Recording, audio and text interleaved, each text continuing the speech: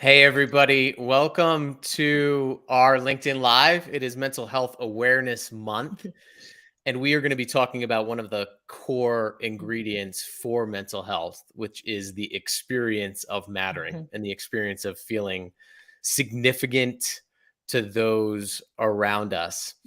So, with that, I want to welcome in Angela, who is our amazing guest today, a TEDx speaker, the founder of Choose2Matter.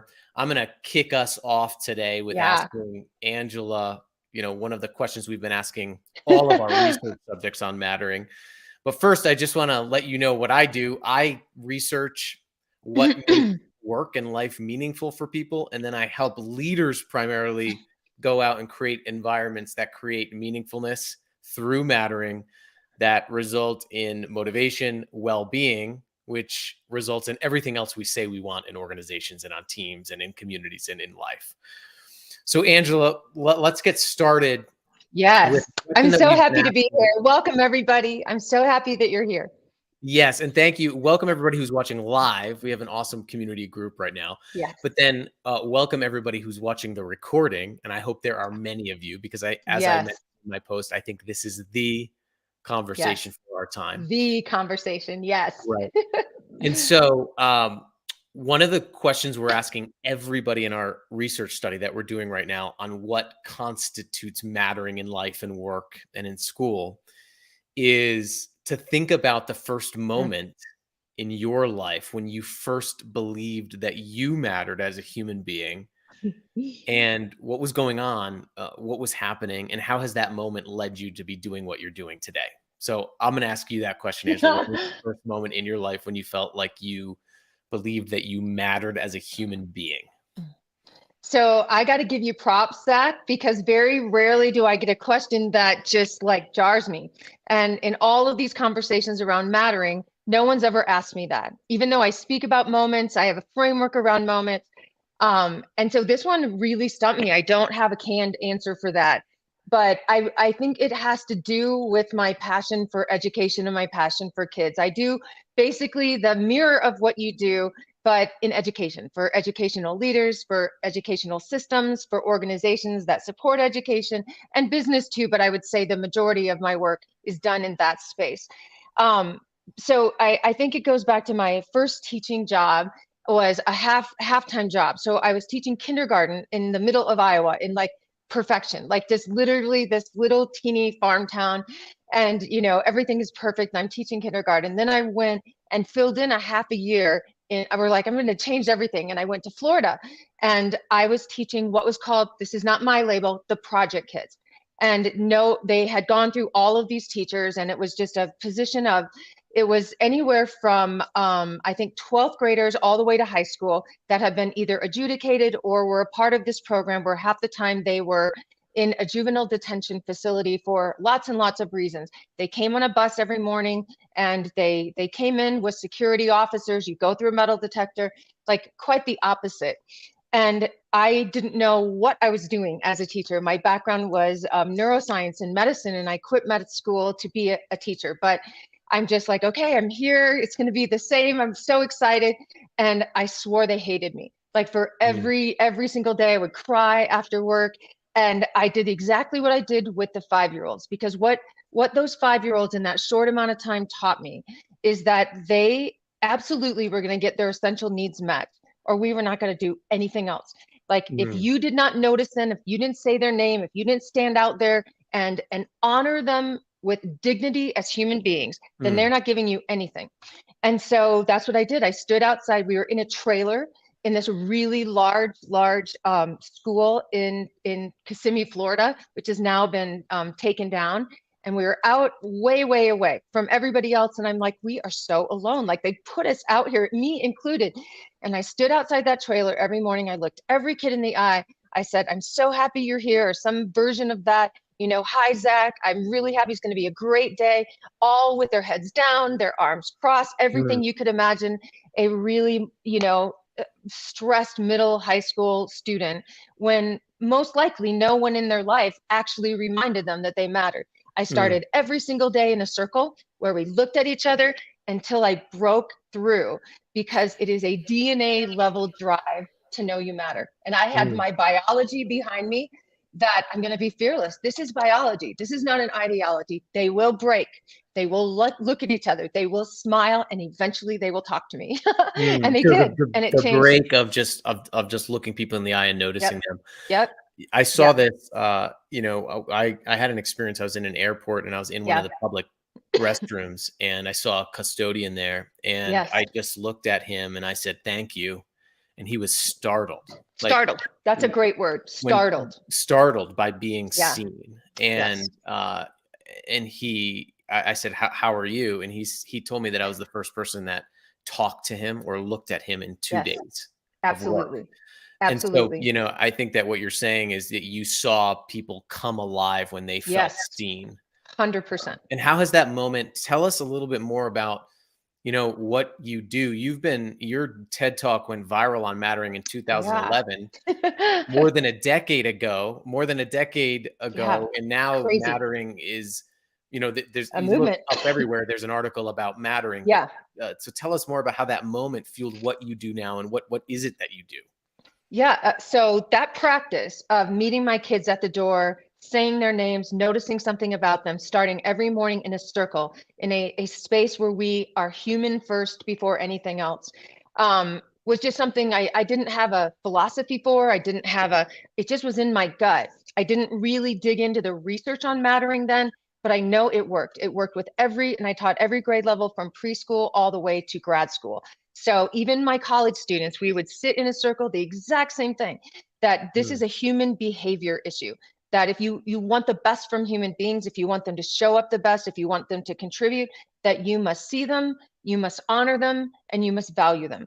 mm, So if I stay to those principles, I could mess up on pretty much everything that I did mess up on, teaching strategy or technique or any other thing. And those are the things that are just never ever changing. So when I got asked to do TED, it wasn't for an education audience, it was for a business audience. And I had started my work in the business community, but it wasn't like my community.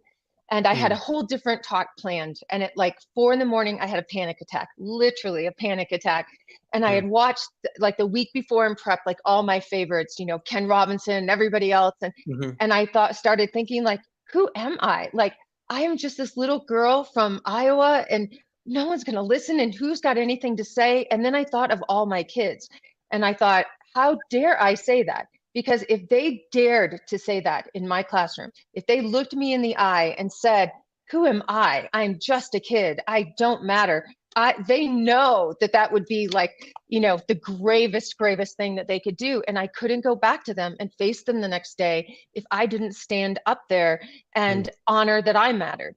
And so I thought, if there's, you have 17 minutes to change the world. And so you think, what is the most important thing that you could say to a human being in 17 minutes that could change them? mm, And it is that they matter. And mm. and it isn't just about for kids, but it's for every human being. And the peril of ignoring that, we talk about ROI, like risk, return on investment. Mhm. What is the ROI, which is the risk of ignoring? What is the risk of ignoring Mm. a human being by absolutely violating their human need and human desire to matter? So that's what the Yeah. talk was, just 2 words. So yeah, Yeah, William very James, simple. who is an American psychologist, said that no more fiendish punishment could be devised than someone is let loose in society and Yes. remain unseen. Yes. Oh, Um, and yeah. yet here we are. So let's Here talk we about are. where we are now, right? So Absolutely. 2011, you do this TED Yep. Talk. We know that mattering it's not a nice to have, right? It's a No, basic no, biological it need. is. I talk about this all the time. From the Yes. moment you were born, Yep. your first survival instinct was to look up Is to to matter. procure Yep. mattering to others. Yes. Without procuring the fact that you matter to others, nobody would be alive right now on this LinkedIn Exactly. live. Like we rely Exactly. on mattering to It's others for our first. very survival. And it is first, even though it is overshadowed by food and by love and by belonging and these other related concepts. Yeah, That is the piece that I hit home most yeah, in my work, is that our mattering instinct, whatever you want to yeah. call it, is not only encoded in our DNA, it is the first instinct we have as human beings. And so I don't know if you shared it with me, Zach, or I read it, but I just shared it this last week.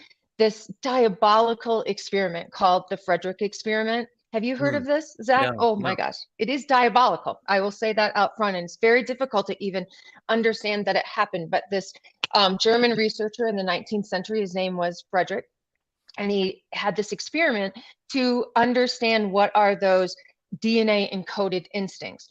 And so he wanted to make the case that that our first one is mattering, is to look to somebody else to recognize our existence. And so he had 60 newborn babies that he took from their mothers and gave them to nurses, but the nurses were forbidden to look at them, to touch them, to interact in any humane way with the babies, only feed them, only change their diapers. And this is like so hard, but it did not complete because every one of the 60 infants died. Every single one of the 60 infants died. So now it's called the invisible experiment. Like we shouldn't even talk about it. But what I think it revealed is this very core foundation of human behavior, that mattering isn't a nicety. It's not something that we wish. It's not driven by ego. It's not a hollow question. Do I matter to you? It is the question that we are born to ask from the moment of birth to the end of life. Do I matter? Did I matter? And when we fail to validate that question, either subconsciously or consciously, then we are not just putting well-being at risk. We are putting every aspect of our humanity at risk. So let's that's a tragic experiment, Tragic, an example. diabolical. Yet it does. I mean, that inherent survival instinct to matter, psychologists like Roy Baumeister and others find that it turns into the need to feel cared for as adults. Absolutely. But let me read you some statistics about the state that we're in right now. So you take this like fundamental human drive that and human instinct that, if not met, can have tragic consequences for human life. Yes. And then we look at surveys that show about 50% of people don't feel valued in their workplace. Exactly. Researchers finds almost 30% of workers. Okay, so every time I read a percentage, think of someone you know. Absolutely. In a One room of the of things 10. especially on LinkedIn, one of the things that we're really good at is sharing like graphs. Yeah. But think about each of these percentage points is an irreplaceable human being living a life as vivid and complex and as important as your own. Almost 30% of people say they feel invisible in work. Just 24% of people think their employer cares about their well-being. There was a recent study that came out that found that for 75% of people in this study, their employer has more of an effect on their well-being than their doctor or therapist. Yes.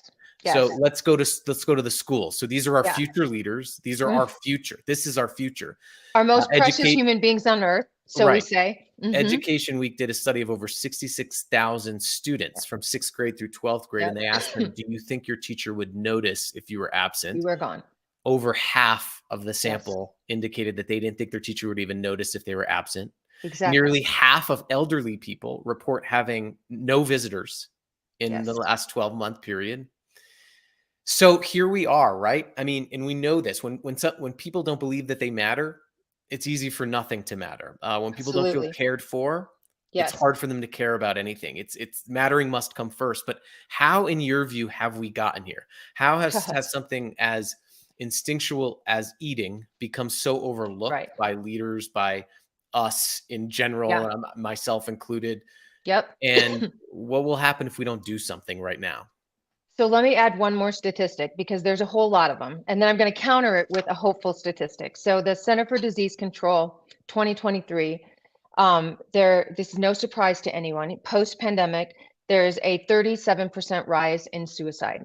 19 to 37% rise in suicide. And that's across every demographic. When you look at so think about, again, look in a room, and this is like the essence of life, of 10 people that you know, 10 children that you know, and nearly 4 of them are contemplating at that moment that their life doesn't matter, that no one would care if they were not there. This is not like, there's a lot of statistics out there, but when you are talking about the frailty of human life, and when you then dig down into the demographics, on that upper end are young men.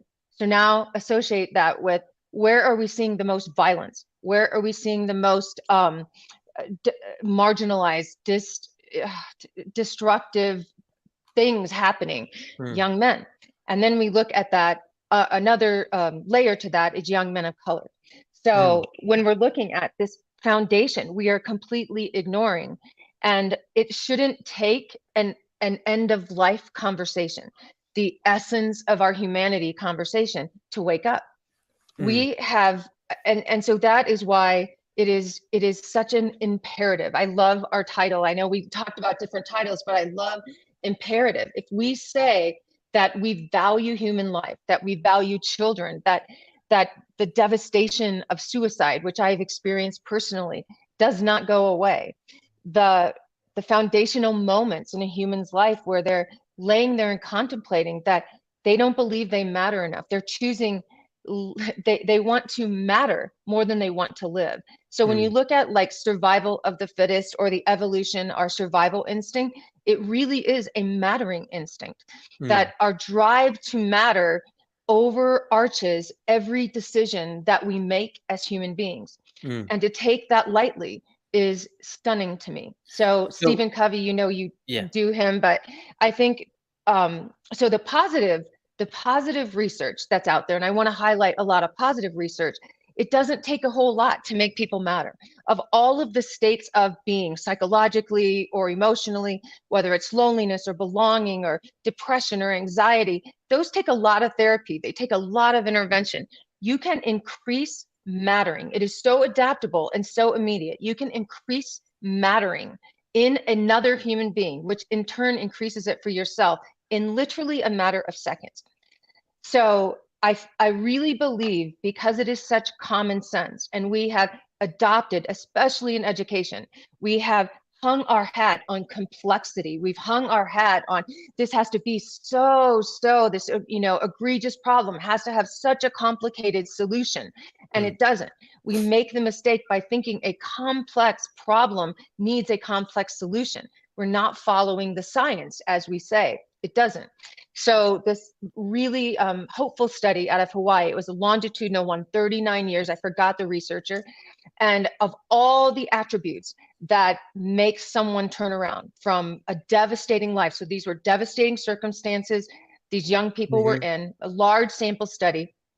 And of all the factors that made the most difference, it was the student or the child feeling like there was one person in their life that made Mm. them feel like they matter. Mm. It trumped all the other attributes. Yeah. So that's Yeah, and where both my hope that is. study was a longitudinal Yes, study from birth, for those who are listening, from birth yes, to yes, 40 years old, yes, 40 and they years old. controlled for people's risk factors that they had, and what they found was that, yeah, having that one trusted person that helped you feel Yes. important was One, incredibly everything. important. So, Lifesaver. Angela, just I wanna get into Yeah. why do you think so, yeah, this stuff is so simple. I often say that the Yeah, problem with common sense is that it's not common practice. absolutely. Like, and as you mentioned earlier, one of the questions that we ask people is, when do you feel like you matter? No one's Yes. ever told me, especially in workplaces, no one's ever said, Yeah. oh, I felt like I matter when somebody gave me a Right. pay raise, or I felt like I mattered when Right. somebody gave me a promotion, or I felt like I Right. mattered when I had an awards banquet. Mattering, Yes. as you said, happens in moments between Yes. people, Moments. amongst people. 100%.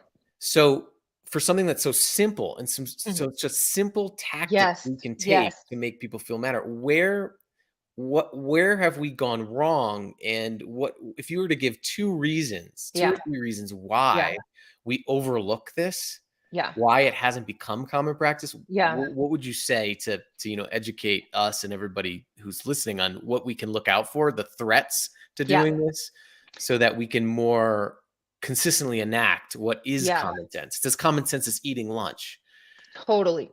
So I think there are two. That's a fantastic question. So these are going to seem paradoxical to what I stand for. I live for education, and I really am passionate about technology used in a way to advance humanity. But those two factors, in and of themselves, have absolutely exacerbated or covered up, if you will, the problem of mattering. So the first one, technology, or the world as it changed because of technology, is absolutely like biologically so distractible. We are living in the age of more stimulus than anywhere in the world, like every second, every day. So when you look at, like, I grew up in a small town in Iowa, there was just a lot of free time. There was a lot of, like, just enjoying the world, like going, like walking. We didn't have a ton TV, we didn't have fancy things. We played outside. Like this, like, simpleness of our life has been in a way complicated with our access to technology. So when you are embedded in that, if you go, it's a really sad thing, like to go into an airport or restaurant and literally no one's looking at each other.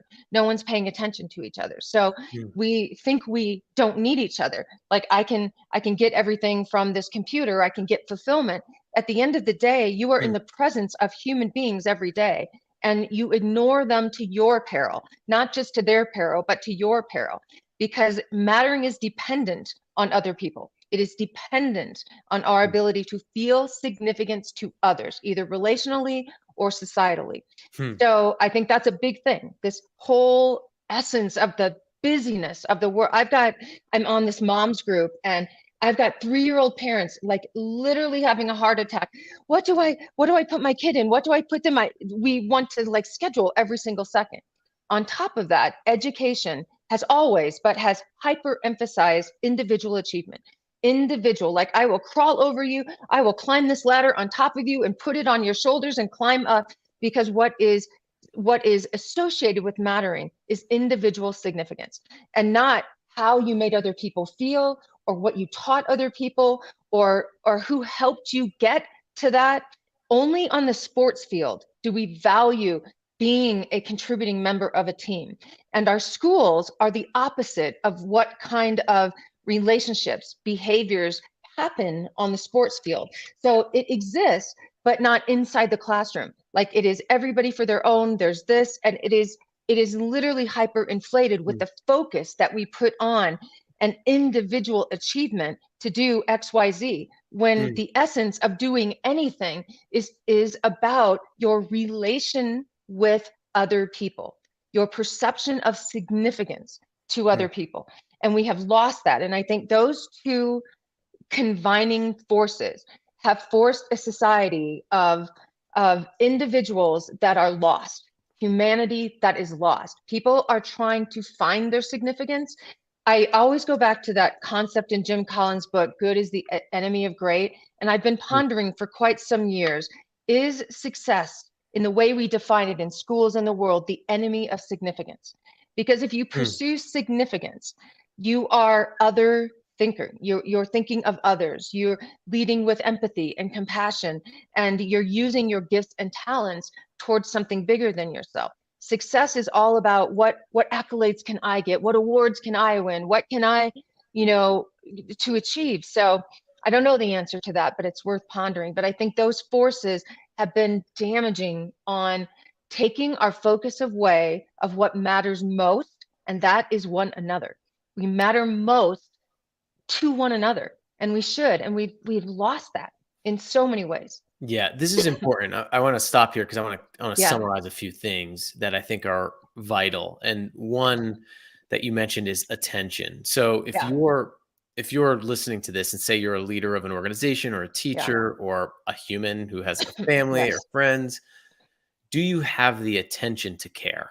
yes, Do your people, do your leaders, are they forced with so many things yes, that are competing for their attention, but we're asking them to care for yes, people? yes, Creating mattering for people takes time. And so, yes. do our systems make it possible for people to care? Right. Do our systems make it possible for people to show people how they matter? So, what is taking Yes. your attention away from those interpersonal moments that you could be Right. optimizing or your leaders could be optimizing to ensure people feel cared for, to ensure Yes. people feel valued and know how they add value? So that's a key question, Yeah. practical question as you're thinking about this, as you're listening to this or watching this. The other notion that you said, and I think this is incredibly important and really profound, is that we've taken this individualistic Mm. view of well-being, for Yes. example. Yeah. Self-care. Think of self-care. Right. Self-care, right? If I were to give you, we actually Yeah. just did this. If I were to show you like self-help books published Yes. and then Oh, showed you a graph of depression rates yeah. I'm serious, over the past 15 years, we've plotted Oh, this. You would see them going up together, yes. right? Significant. So the self-help approach to uh, well-being, Yes. engagement in work, fulfillment is not working, and it's very clear. And one of the reasons why it doesn't work is because if you look at Maslow's pyramid of Yep. self-actualization, Yes. self-actualization is at the top. That's contributing, having a sense of purpose. At the Yeah. bottom, it's food and security. The path to self-actualization is It's through other. love, Yes. belonging, and esteem Yes. building. What's Yes. really interesting and ironic about this, if you use Maslow, is the path to self-actualization actually runs through others. Yes. Yes. Um, and so Absolutely. and so we need, like you said, like well-being is crafted through our relationships with one Yes. another. And like well-being in school or work is the Yes. foundation for everything else, the leading indicator for every lagging indicator we want: performance, productivity, student well-being or retention. But yet I think that that's such an important point, is that we have forgotten that an individual's well-being is a community endeavor. It is. Like I've been all through the pandemic, I've been promoting and helping structures around what we call community care. It isn't that Mm, self-care is bad, but self-care is inevitably going to fail because it ends up like what you said, making you feel worse because you're failing at self-care. You can't even get that right. And so mm, when we put just another person's priority, not above ours, but in the essence of ours, then so I think what this does, Zach, is let's back up just a second and define mattering and the component parts, because I think this will make a yeah, lot more yeah, sense. this is good. So at the simplest sense, and you chime in, but mattering is the sense and need to feel significant about within others in your life, significant to others. And there's two component parts. There's relational mattering, so others in your Mhm. current sphere, and then societal mattering. So this is why whole communities of people feel marginalized because they don't feel like they matter to community as a whole. And when both of those are at risk, then it's a whole nother thing. And I'm so Mm. sorry about my dog. Can you hear my dog? That's okay. Your dog Oh, matters. I'm just about to strangle my dog right now. But I don't want to stop this conversation. So then when you look at what does that entail? Well, it entails two significant things: to know that you are of value to others and that you can add value to others. So when you take all those, oh, dog, you take all those things together, then all the things we're talking about have a baseline.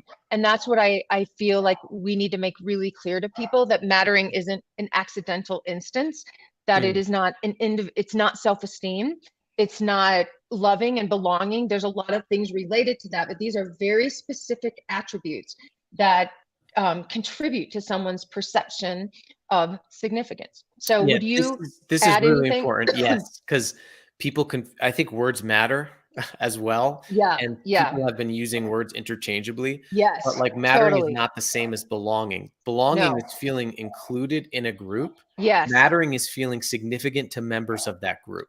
yes, Like I can exactly. feel like I belong on a team because people have told me I belong here. But if I don't feel like I interpersonally matter to people on that Yes, team, then that can undercut my sense of self-worth, right? My yes, a undercut hundred my sense of percent, mattering. 100%. Mattering's also not the same as self-esteem. Self-esteem is the confidence in my worth. It's one outcome of seeing the evidence of my worth in the environment around me. Yes, So like absolutely. self-esteem is an outcome of mattering. And I think that Yes, yeah. we A get con these things Even wrong. like you look at employee engagement, you look at all those things. Right. Engagement is a consequence of mattering. Exactly. So, Yeah, yeah. something can't So, matter to someone who doesn't believe that they matter. absolutely. Or like, Absolutely. think about, if you're listening, if watching this, like think about the last time you cared about something when you Yeah. felt uncared for.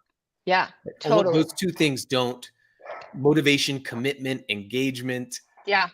do not, cannot exist with anti-mattering. Absolutely. It reminds me of this fascinating study by her name is Kathleen, I think, Langer out of Harvard. She did over the pandemic Oh, with Ellen Langer? resident I think it was Ellen Ellen Langer. Langer. Yeah. Yes, with residents at a long-term care facility. And so when you think of others, it's anything other.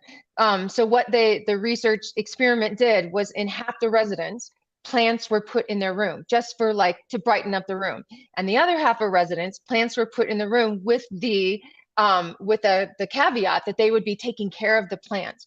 And then after months and months, like, this is not surprising, because they were in charge of another, even if the other was a plant, every metric was impacted in a positive way.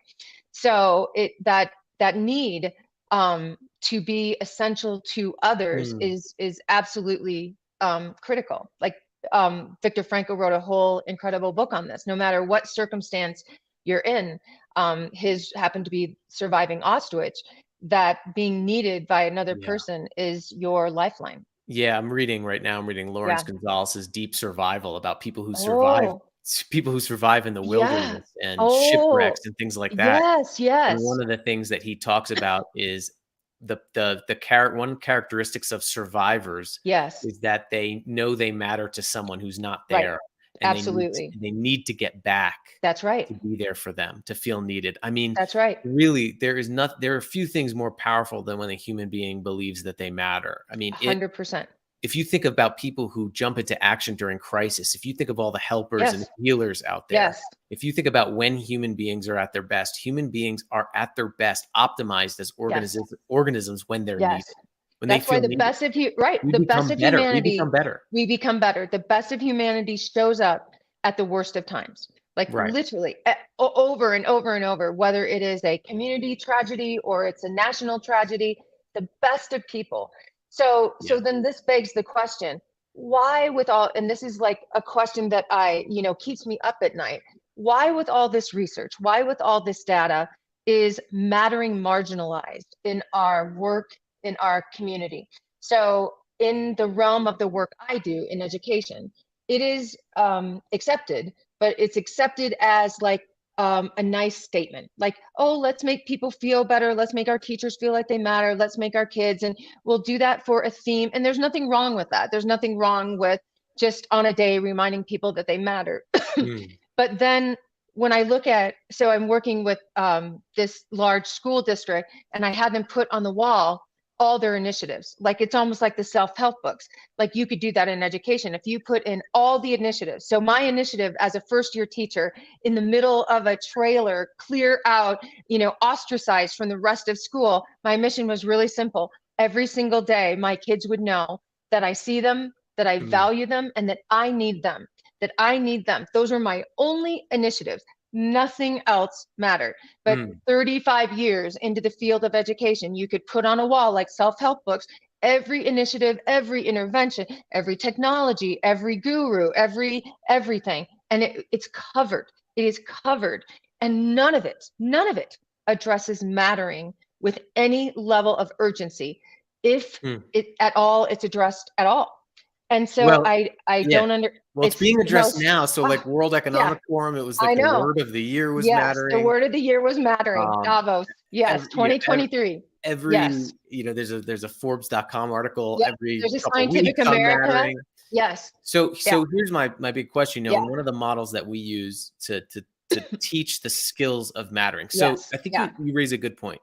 Like, I work with a lot of leaders. There's a big difference between being a leader that tells people that they matter, and a leader who has the interpersonal skill set to show people how they matter. That's right. And that is a major distinction. I think that's worth repeating. So repeat what you just said. There is a huge difference. Or you can be a leader who tells people that they matter. That doesn't really make a difference. What makes a difference is showing people and having the skill set to show people exactly how they matter.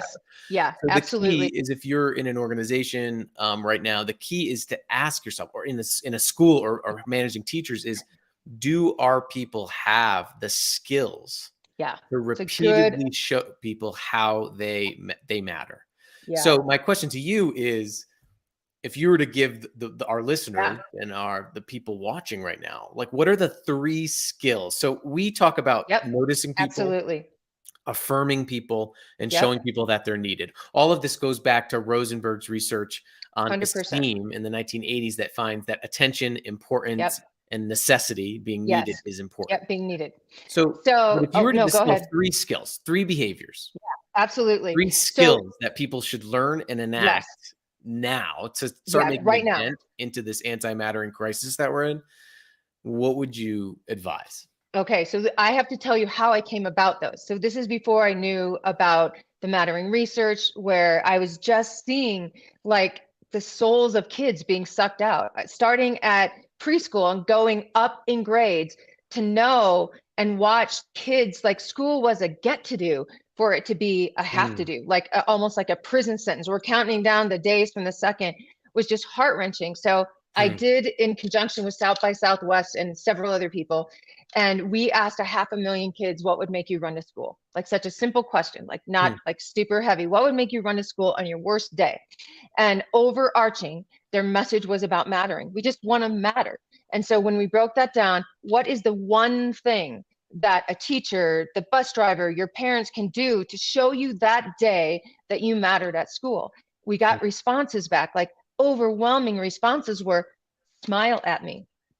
One of the second top tier, say my name.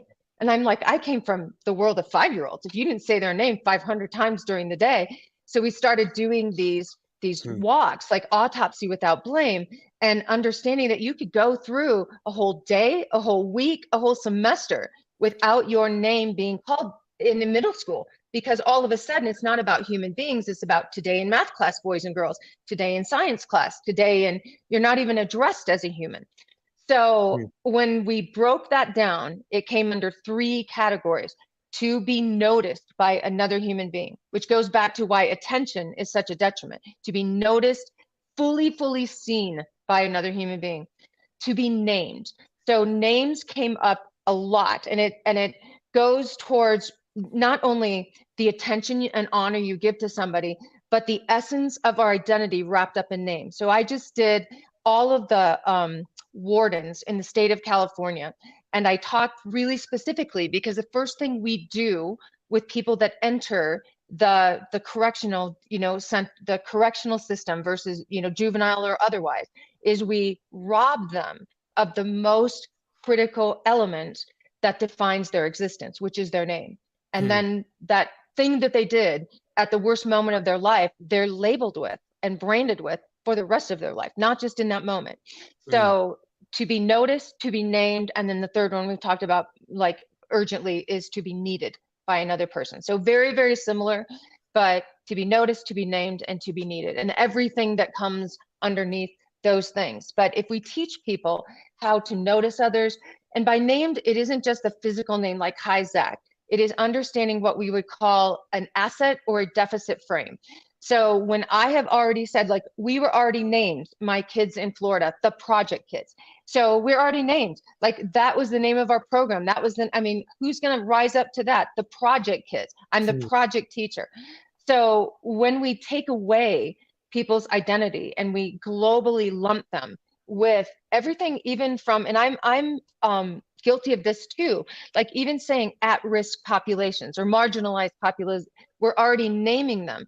And by doing that, whether we know it or not, through that deficit lens, we are not going to motivate anybody that we view as less than or needed. You only motivate people to rise up and to take hold when you move them from a lens of feeling needed or to necessary. And that's the fight. Oh, needy. I shouldn't say needed. I meant needy. And so it is very much similar, but it's so obvious when you just ask people what they want. We replicated that study with the largest employee engagement network, and we got the almost word for word exactly the same. And so human beings are very complicated, but human behavior is not complicated. It is not. So whether you're 5 or you're the CEO of a Fortune 500 company, you still need food, water, shelter, air. You still need to know you matter. I think this is good. I mean, another phrase that we use for helping people to feel like they're needed is, if it wasn't for you, right? Ooh, To say, if it wasn't for you, this wouldn't be possible. Yeah, 100%. I often see the lack of naming people in the workplace as something that happens. I mean, what we reward is who we become as a 100%. society and as an organization. So 100%. you go on your LinkedIn newsfeed right now. Yeah. You always see, like, here's my product launch, here's my new book, here's this, here's that. You don't see, I remembered someone's full name today. Right. Yet those are the very things that create leadership legacy. Right. if you think about like a leader or someone in your life 100%. that you'd have admired or has Yeah. profoundly changed your life, 100%. very Yes. rarely do we talk Yeah. about, here are the things this Yeah. person did or achieved. We talk about, as Absolutely. Maya Angelou talks about, Yeah. says, so eloquently, we remember people for how they made us feel That's exactly right. as human beings. Yeah. And so I So think that think of that's how such that an intertwines. important That's why mattering is as point. simple as it is messy. Because think how that intertwines with identity, which is why I think I picked names as the second Mm, focus area. Because especially with young people, where their identity is forming, and their identity is not a grade level, their identity is not an accolade on the sports field. mm. Their identity is so much deeper. It's who they are and what they value and how they tend to use that towards something bigger than themselves. So I use the word genius very freely, and we can talk about that later. But every one of us has something that makes us unique, and we were created for significance. And so our job is figuring out what that is and how we're going to use that in the presence and for other people. And we don't talk about any of that at work. We form kids' identities based Mm. on what they do, or on the opposite, what they can't do, what they believe they'll never be able to do. And that's a very, very dangerous culture. So what would you say to people who say, we shouldn't rely on anybody else to show us how we matter? Yeah. We should have, the whole we are enough Yeah, absolutely. message that's out there. That's Yeah. very important. It's well Yeah. intentioned. But Yes. the problem is that as we're talking about this research, I'm thinking to myself, Yeah. none of us are enough. Right. Really? I mean, and we are enough. Like, we have worth and Right. value and dignity because we're Yeah. human beings. Nobody Yeah. can take that away. But we create mattering and meaning and well-being for one another. Through other So people. we are relying on one another. So all of us together are enough. Right. What would you say to somebody Absolutely. who says, I don't need someone else to give me my worth?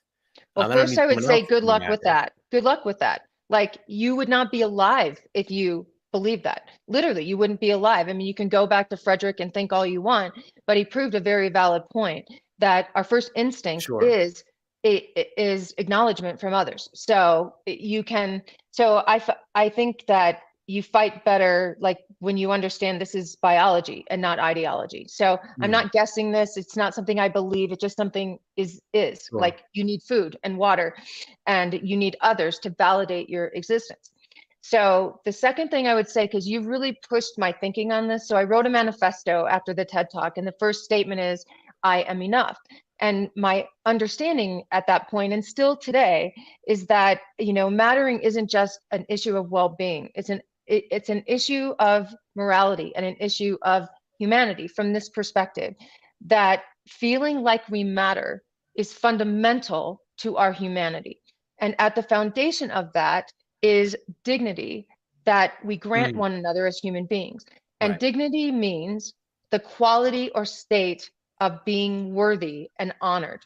And so Mm, when I say I'm enough, what I'm saying is, you don't have to earn enoughness. You don't have to earn dignity. As a human being, yeah. you deserve dignity. You deserve the quality or state of knowing that you are worthy because you are born.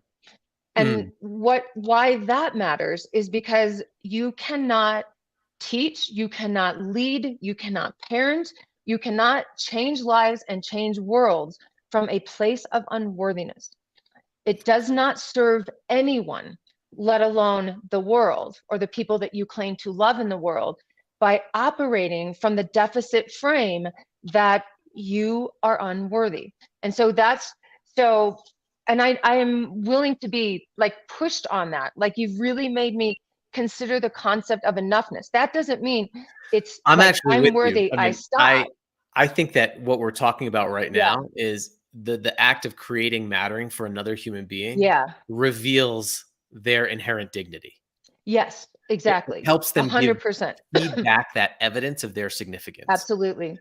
And I So think one that of that's the what's incredibly important, is that dignity. Yeah, we are worthy apart from what we do or what we get for what we do or how we do it.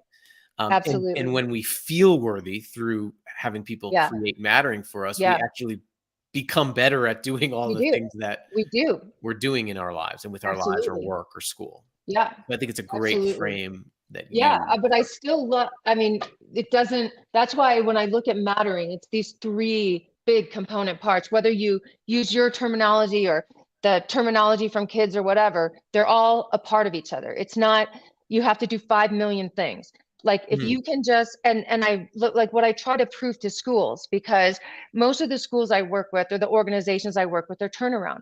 And so they've had every one of those Mhm. programs on the wall implemented. They've spent trillions, if not, like not trillions, but a whole lot of money on stuff that didn't work, stuff that didn't stick.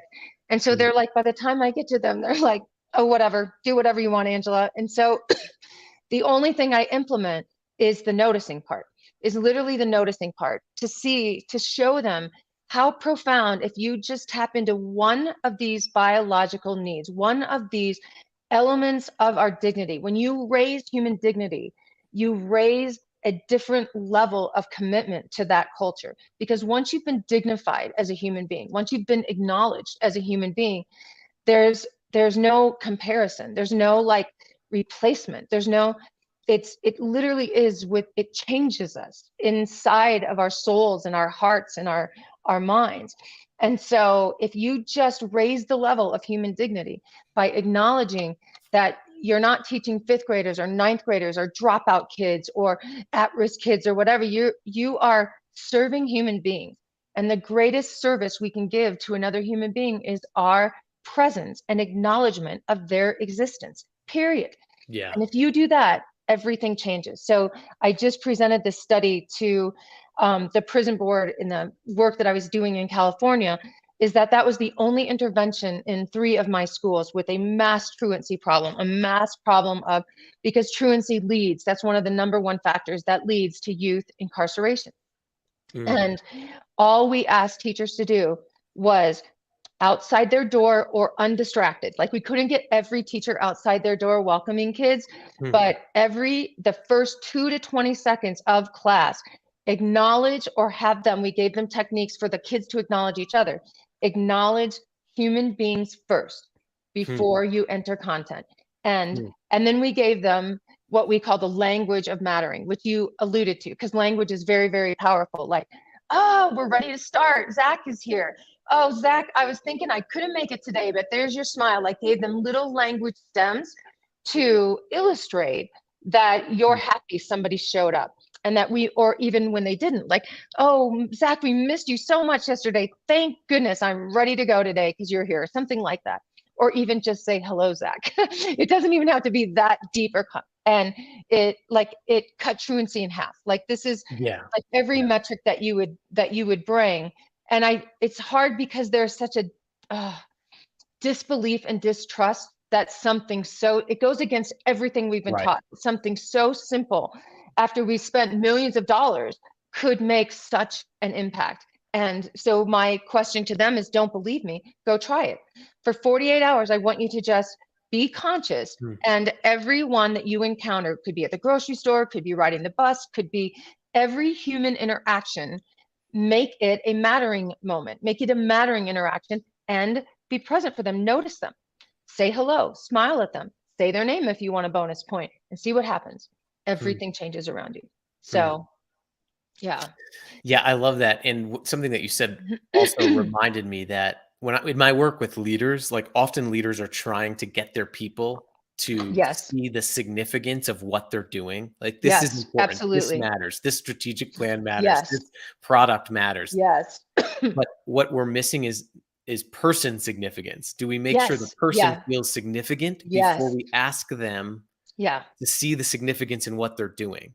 Like for a person to experience what they're doing as significant, they first have to Yes. believe that they are significant. It's Exactly. why, I do a lot of work on purpose and It's like a helping leaders. cycle, right? It's like a Right. self-fulfilling cycle. Yeah, like Yeah. helping leaders implement Yeah. purpose and help people Yes. to cultivate purpose. But the realization that I had, especially during the pandemic, that if I'm telling someone to find their purpose, but they don't Yeah. their contribution, but they don't first believe they're worthy of contribution, Right. or they have Exactly. something worthy to contribute, That's it's not right. going to work. Like if I want someone to share their voice or share their Yeah. ideas with They me, don't believe their voice but matters, they so don't they're not first going to share it. believe their voice's significance, Yes. they're not going to share it, or they don't feel like Yep. their voice or identity or perspective is Yeah. needed, they're not going to share it. Absolutely.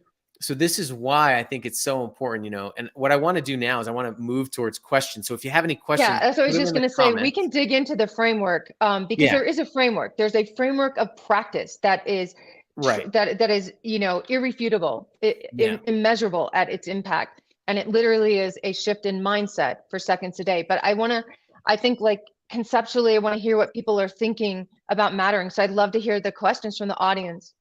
Yeah, I mean, so what I was saying is that the Yeah. significance and making sure that the person feels significant before we ask them to have see the thing they're doing as Yeah. significant is Yeah. important. And Absolutely. Yes. so, and I think that this is why mattering has to come first, and it's Yes. actually the missing Peace. prerequisite. Yes. Yes. And when I teach in Yes. university, it's prerequisite for Yes. everything else we want.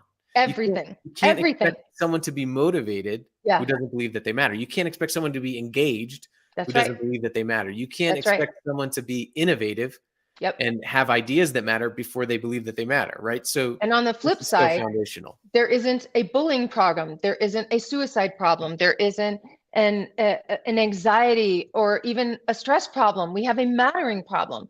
Every motivation from the moment we were born is Yeah. driven by those, either by pursuing mattering or believing and falling into this really dangerous cycle of anti-mattering, which we can talk about Yeah. next time. So And yes, let okay. me just add a few things. This is also Yeah, not because these are some questions I get from leaders. Like, yeah, and yeah. these are very well-intentioned questions.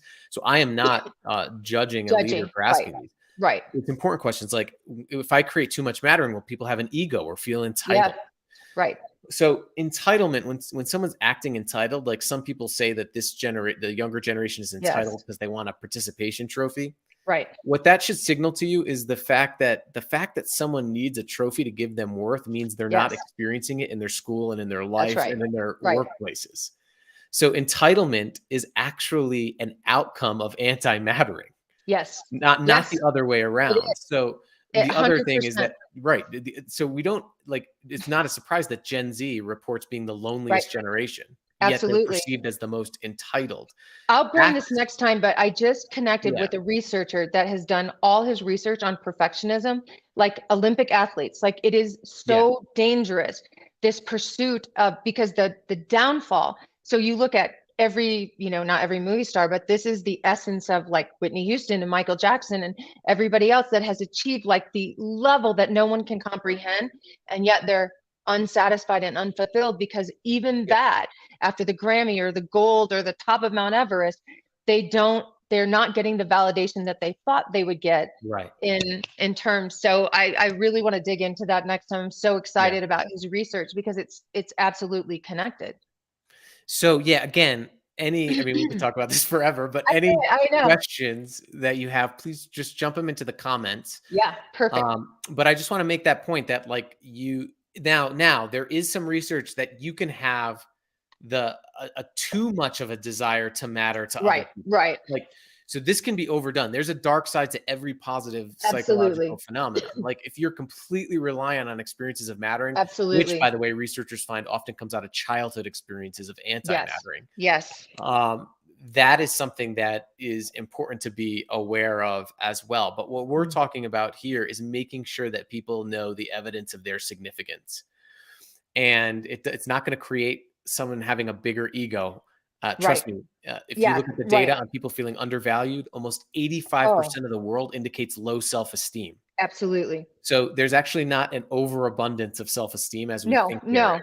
Even though so I was looking at one of the stats was there's 100 studies on self-esteem to every one on mattering because we Mm, think it's a self-esteem problem or a self-help problem, but it isn't. Kevin right. Ham had a really powerful question, and I think this is both education and organization. Leaders have been obsessed over metrics, KPIs, and results instead of showing the people that how they actually achieve them, that they matter, that they think what they think matters and what they do matter. So how do you address the, metrics issue? Me? How do I do Yeah, it? I yeah, think that yeah. so one of the things that's important is that the metrics is we're looking at lagging indicators. Oftentimes we Yes, create KPIs by focusing on yes. lagging indicators. Profit, if you're in a company, Great test grades if you're in a Yes. school. Test. Yes. All of these things are outcome variables. Yes. The input variable of all of these Yes. things are Yes. human beings and Yes. human well-being.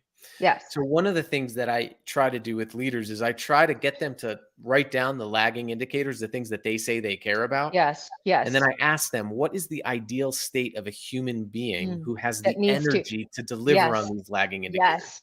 Yes. Yes. And Yes. that's what they say. I mean, the most hardened CEO that I've talked to that, and again, listen, if you're a leader and you every quarter your worth is dependent on an earnings report, Right. I would probably be focused on the wrong KPIs in that environment. I Yeah. have a lot Not of their fault. empathy, a lot of Yeah. empathy for leaders who have Absolutely. been socialized into believing that, the metrics and the productivity and the performance are crucial. Yeah. But the problem is that as my second grader is learning, you Yeah. cannot have an effect without a cause.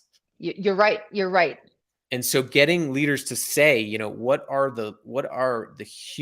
does a human being need to feel Right. to have the energy to accomplish what you want them to accomplish? Right.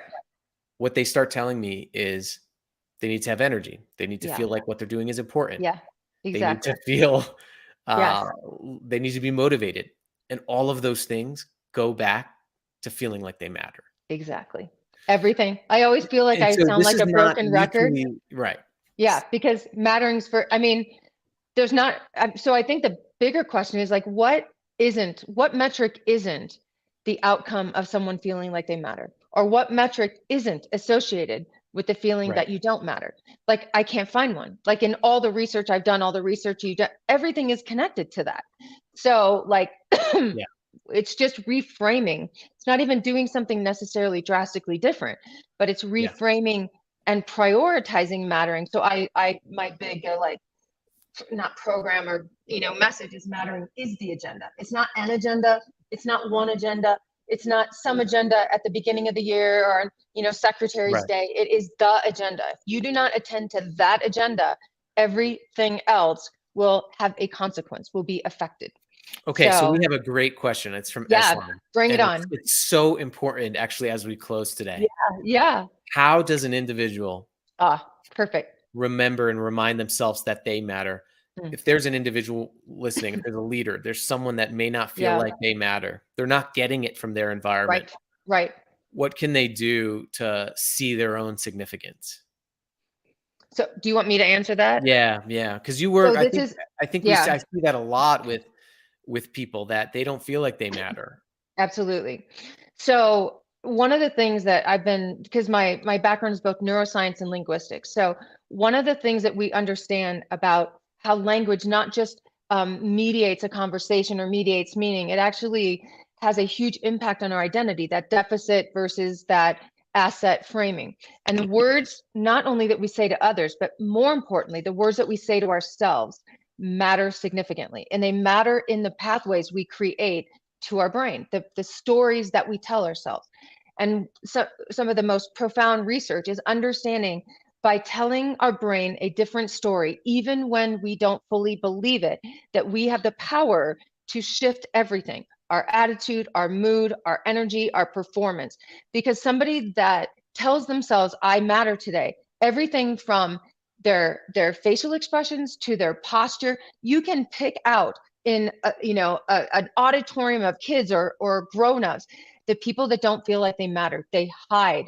There are telltale signs that they're Mm, hiding, that they don't want to be seen. They want to be seen, but they don't want to be seen because they already have talked themselves into believing that they're not good enough, that they're judged. So this is where I really hit the concept of I am enough. And I'm not mm, big into like affirmations. I'm not anti-affirmation, but I do know that being able to articulate to yourself that you are enough, to be conscious of when you use the words just, and I use them all the time. I'm just a girl from a small town in Iowa. I mm, dropped out of my PhD program. So I'm just, close to being, valid in education, the way that we judge, validity. So helping them understand. So I do this exercise with them, and I have this perfect video of this little girl looking in the mirror, and she's 3 years old, and she's like, I like my hair, I like my bangs, I like my family, I like my this. And she's like, and I like me, and I'm ready to go. And I know it sounds corny, but what I want them to see is like watching her get off the bathroom counter, that it biologically shifts you, and we can make that a permanent or a more permanent pathway when we counteract, when we have a story that counteracts the story we keep telling ourselves.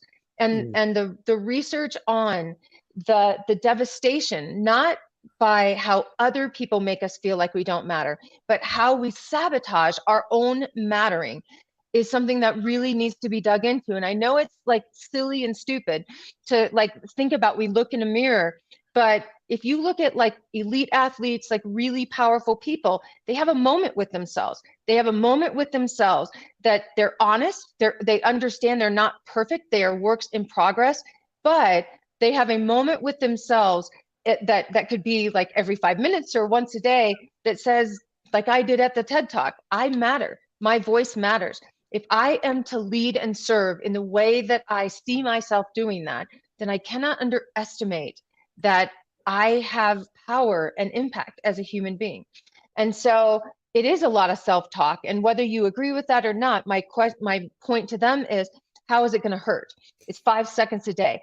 Try it for 30 consecutive days, because that's the bottom line that we can attempt to make a pathway change in our brain.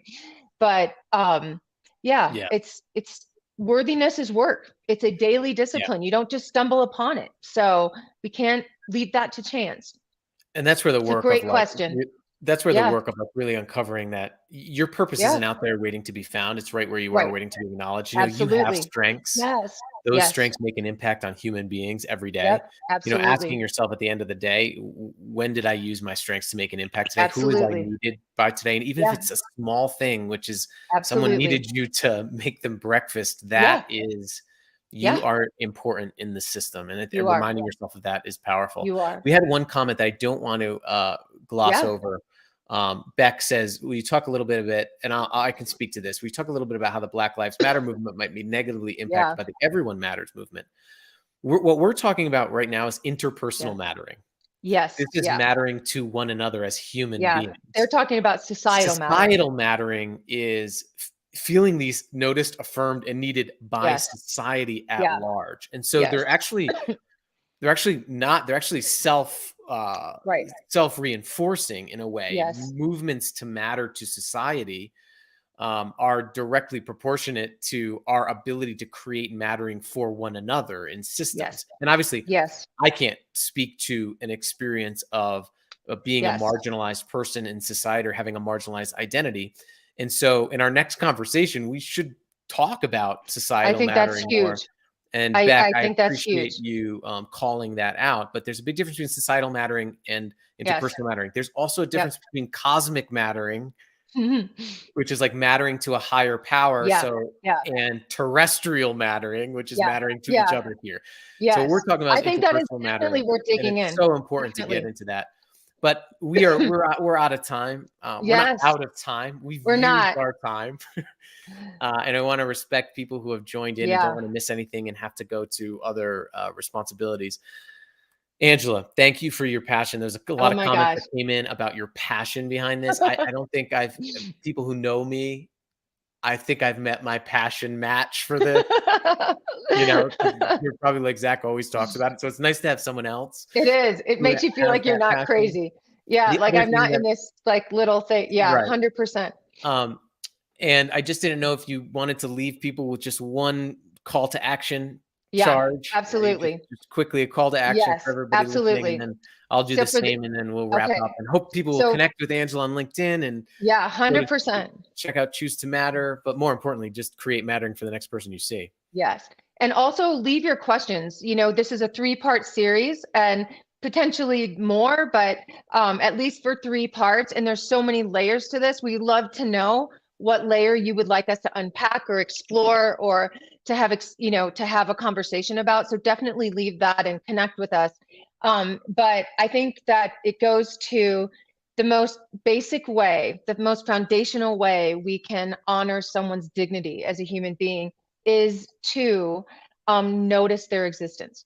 And so you can use any technique that you want, but I think being present is the most profound thing we can be for another person. There's not a single time where I've been present for a human being. It doesn't have to even be somebody you lead and serve. It can be complete strangers, that it has not been received with it, sometimes a startling response, but not been received with graciousness and gratitude, and in many times life-changing response. Like, you came right at this moment, like you're an angel, like I didn't think, and then it just like is a flood. But just this simple act, and what we know is that it takes less than 2 seconds biologically to notice somebody, to recognize someone else's existence. So those things that are commonalities, or what we would call common sense, giving somebody eye contact, pausing the distraction. So if you're on your phone or you're whatever, just setting it down for 2 seconds, set your phone down, giving them eye contact. I'm a big proponent of naming. So saying their name is just like a quadruple bonus point. And then just being there. You're not there to solve anything. You're not there to, take away what happened the moment before. You're just there in the moment to honor their existence. And I think that's the greatest gift we can give one another. And it fulfills our need to matter. So so be present and notice people, and do it intentionally, and see how they react. And then think about how you feel after being intentional about noticing. Yeah. And I would say, go out there and just say to somebody, if it wasn't for you. Oh, I love that. Watch what happens. Line. Watch what happens to a person. You'll see that there are really few things more powerful in life and school and work than when the moment when a human being wasn't for you, realizes that they matter. That's perfect. So perfect. Thank you, Angela, for all of your Zach, work. thank you. We'll be back and do this again. This is my first LinkedIn Live experience. So we'll be back. It's great to connect with everybody and see everybody. Absolutely. Here. You matter. What you do matters, and go out and create mattering for one person on your team, in your school, in your family, in your community today, and you'll be contributing to improving our mental health. So thank you, Angela. Thank you, everyone. Bye, everybody.